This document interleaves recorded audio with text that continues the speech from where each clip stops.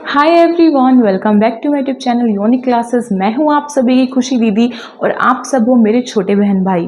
तो इसके नाते कुछ तो फ़र्ज़ मेरा भी बनता है आप सभी को गाइडेंस प्रोवाइड करने का। तो देखो भाई, अब सवाल ये उठता है कि मेरे को दिन रात एक बात खाई जा रही है कि दीदी हमें एसओएससी का एग्ज़ाम भी निकालना है, उसमें सिलेक्शन भी लेना है, लेकिन उसके फॉर्म कब निकलेंगे, रजिस्ट्रेशन कब होगा, ये तो कोई हमें बता ही नहीं रहा। साथ ही उसमें क्या क्या आता है, कितना कंपटीशन है और क्या क्या क्राइटेरिया है। अब मैं ऐसे ही थोड़ी ना तैयारी करने बैठ जाऊंगा, मुझे कुछ तो बताओ। तो देखो भाई, ऐसे जितने भी आपके मन में सवाल है वो आज इस वीडियो के पूरे होते ही आपके मन में से छू मंतर हो जाएंगे। इसका मतलब आप सभी थोड़ा बहुत हिंट तो लगा ही चुके हो, इतने स्मार्ट तो आप भी हो। आपको भी पता चल ही चुका होगा कि आज हम बात करने वाले हैं कि एसओएससी के 2025 के सेशन के आपके एंट्रेंस एग्जाम के फॉर्म कब निकलेंगे, रजिस्ट्रेशन कब होगा, सिलेबस कब आएगा और एलिजिबिलिटी क्राइटेरिया क्या रहेगा। तो चलिए मैं आपको बताती हूँ सबसे पहले कि आपके फॉर्म कब निकलते हैं। देखो बच्चों, ये जो भी कुछ मैं वीडियो यहाँ पे बना रही हूँ ये मैं अपने प्रीवियस एक्सपीरियंस को लेकर बना रही हूँ और मुझे एसओएससी के लिए पढ़ाते हुए तकरीबन 4 साल तो हो चुके हैं। तो मुझे इतना अंदाज़ा तो लग गया है कि किस टाइम पर क्या चीज़ होती है। तो देखो भाई, अगर बात की जाए फॉर्म कब निकलेंगे उसकी, तो फॉर्म कब निकलेंगे उसकी टेंशन मत लो, क्योंकि जब निकलेंगे ना टेंशन तो जब से स्टार्ट हो जाएगी। अब से टेंशन लेके क्यों अपने दिमाग को छोटा कर रहे हो? ठीक है, टेंशन नहीं लेनी है अपन को।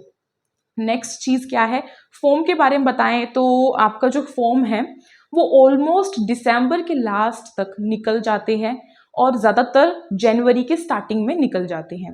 ठीक है, मतलब आपके दिसंबर या बोले तो जनवरी के स्टार्टिंग में हो जाता है ये काम, फॉर्म निकलने का, रजिस्ट्रेशन भी पूरा हो जाता है कि मतलब जितने फॉर्म फिल करने थे वो सब कुछ उस टाइम तक हो जाता है, लास्ट मंथ में और न्यू ईयर के फर्स्ट मंथ में। ठीक है, सो उसमें आपका फॉर्म फिलिंग का सारा प्रोसेस कंप्लीट हो जाएगा। उसी को आपका रजिस्ट्रेशन भी बोल देते हैं। आपका रजिस्ट्रेशन जो है वो ऑनलाइन होता है, ऑफलाइन नहीं होता है, ये चीज़ आपको पता होगी। साइट भी आपको पता होगी एसओएससी की कौन सी साइट है, मैं बता देती हूँ कि एसओएससी की edudel.nic.in साइट है। इस पर आप कभी भी चेक कर सकते हो अपने फॉर्म के लिए। अभी तो नहीं निकले हैं और जब निकलेंगे सबसे पहले इन्फॉर्म मैं ही आपको करने वाली हूँ।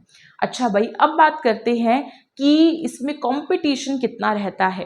कंपटीशन की अगर बात करें तो एसओएससी जो है कोई छोटा मोटा एग्जाम नहीं है कि आपने थोड़ा सा 1 महीने पहले पढ़ा और आपका हो गया काम। नहीं, इस गलत फहमी में नहीं रहना है।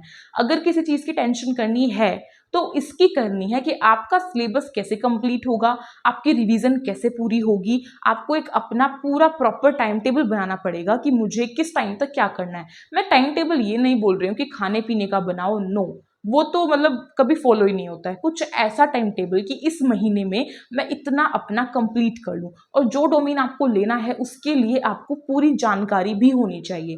उसकी पूरी जानकारी तो मैं आपको दे ही रही हूँ अपने यूट्यूब चैनल पर, तो उसको तो आप स्पेशली देख सकते हो, आपके लिए वीडियो बन रही है।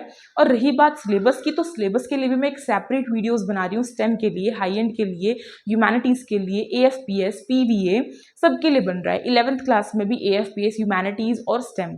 ठीक है, तो उसके लिए तो आप उस वीडियो को जरूर देखो। बच्चों को एक और ये रहता है कि मैम फॉर्म तो चलो निकल जाएंगे, लेकिन एग्जाम कब होंगे, एग्जाम का भी तो पता होना चाहिए, तभी तो टाइम टेबल प्रिपेयर होगा। एग्जाम कब होगा ये बताती हूँ। आपका एग्जाम ऑलमोस्ट, जैसे मानो आपके फॉर्म फिलिंग जैसे कंप्लीट होती है उसके बाद एक करेक्शन विंडो होती है, वो भी कुछ 1 हफ्ते तक रहती है। उसके बाद मतलब उस महीने के एंड में, यानी कि जब आपके फॉर्म फिलिंग कंप्लीट हो गए हैं, चाहे तो उस महीने के एंड में हो जाएंगे, चाहे फिर नेक्स्ट मंथ के स्टार्टिंग में आपके एग्जाम्स हो जाएंगे।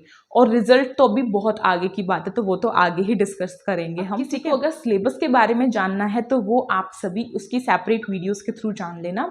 मैंने आपको बता दिया फॉर्म फिलिंग के बारे में, आपके एग्जाम्स कब होंगे। अब बात करते हैं सिलेबस की भी हो चुकी है बात। अब हम बात करेंगे नेक्स्ट आपका कि एलिजिबिलिटी क्राइटेरिया क्या रहता है।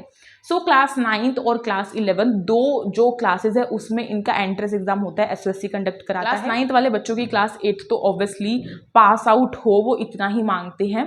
ठीक है, कोई परसेंटेज यहाँ पे डिसाइड नहीं की हुई है कि आपके इतने ही आने चाहिए, और ऑब्वियसली आप तब तक एग्जाम नहीं दे पाते हो, लेकिन हाँ वो आपसे ये पूछते हैं कि क्या आप पास कर लोगे, तो ऑब्वियसली आप सब उस पर टिक करना कि येस हम पास कर लेंगे।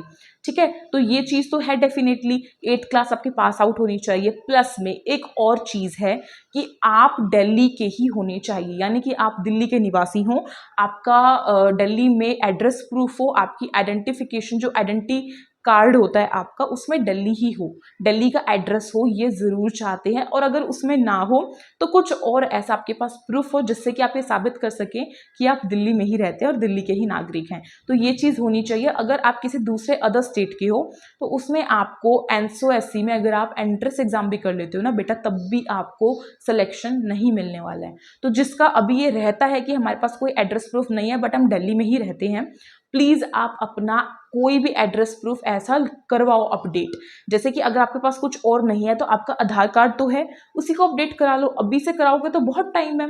नेक्स्ट अगर हम बात करें कैटेगरी सर्टिफिकेट की, तो कैटेगरी सर्टिफिकेट में भी आपका होता है, आप उसमें भी करा सकती हैं, ठीक है, उसको भी दिखा सकते हैं।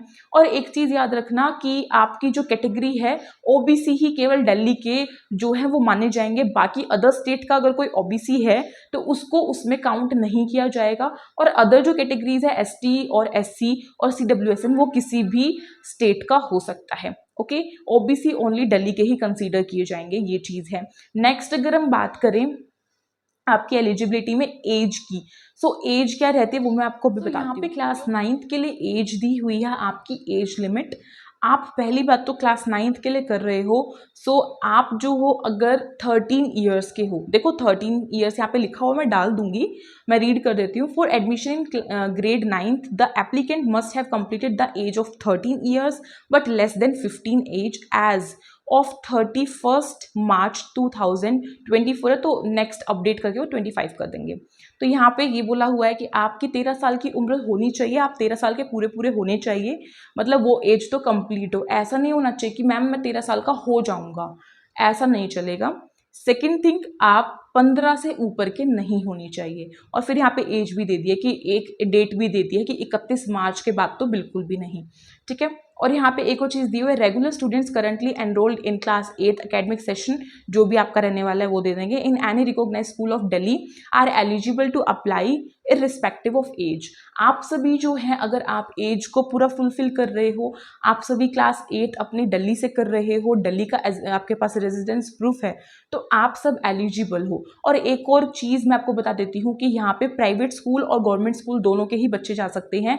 बस डिफरेंस ये है कि जो सरकारी स्कूल के बच्चे होते हैं उनको 50% सीट्स मिलती है पूरी पूरी, और जो आपके प्राइवेट स्कूल्स के बच्चे होते हैं उनको 50% सीट्स नहीं मिलती है। 50% सीट्स जो यहाँ पे बच जाती हैं वो गवर्नमेंट और प्राइवेट दोनों में बटती हैं, यानी कि जिसके ज़्यादा मार्क्स आएंगे उसको एसओएससी जो है सीट दे देगा, ठीक है, इस तरीके से होता है। तो यहाँ पे साफ साफ लिखा हुआ है कि आपको रेजिडेंस आपके पास होना चाहिए दिल्ली का। अब मैं 11th के लिए भी बता देती हूँ, यहाँ पे 11th के लिए भी एज लिमिट रहती है। क्लास 11th के लिए for admission in class grade 11th आपका स्टेम एएफपीएस और ह्यूमैनिटीज ही है अभी तक, the applicant must have completed the age of 15 years, यानी कि जो भी कैंडिडेट है उसकी 15 साल की उम्र तो पूरी होनी चाहिए, प्लस में आप सभी 17 से कम के होने चाहिए बट लेस देन 17 ईयर्स, और डेट यहाँ पे आपको मेंशन होगी। साथ ही आपका जो एनरोल है वो 10th क्लास में होना चाहिए, और आप 10th क्लास अपने दिल्ली से ही कर रहे हो, ये भी इंश्योर करो, ठीक है। सो यहाँ पे ये चीज़ें आपकी मांगी हुई थी, मैंने दोनों ही क्लासेस के लिए बता दिया है।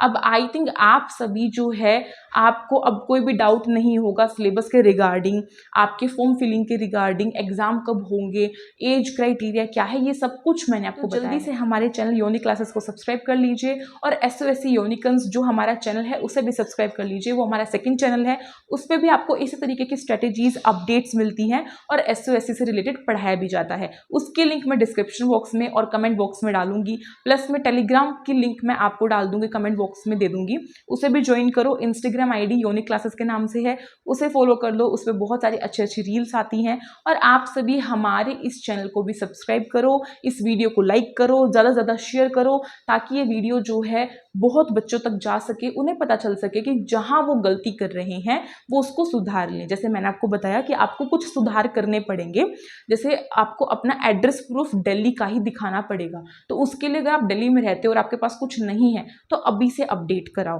तो चलिए दोस्तों, मैं मिलती हूँ एक नई वीडियो में, तब तक के लिए thank you so much for watching this video. Unique classes का नारा है एसओएससी हमारा है, कमेंट बॉक्स में जरूर लिखना।